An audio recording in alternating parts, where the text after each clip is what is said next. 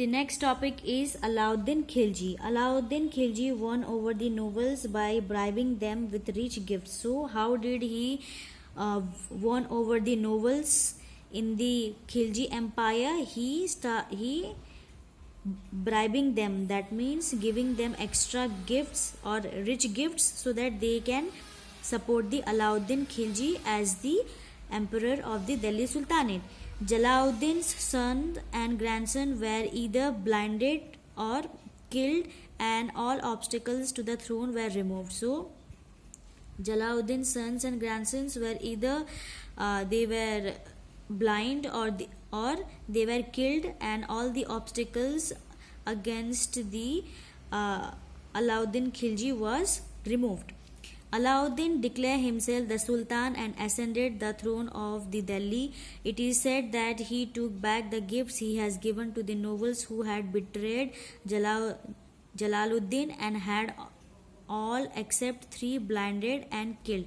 So it is also said that the nobles which supported Alauddin Khilji, they were whatever the gifts which Alauddin Khilji had given to the nobles, he had taken those gifts from the nobles, and even they were killed.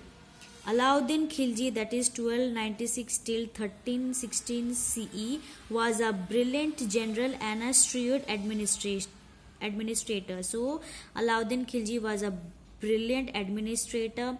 He dreamed of conquering the whole world. So his main objective was to conquer the whole world under his territory.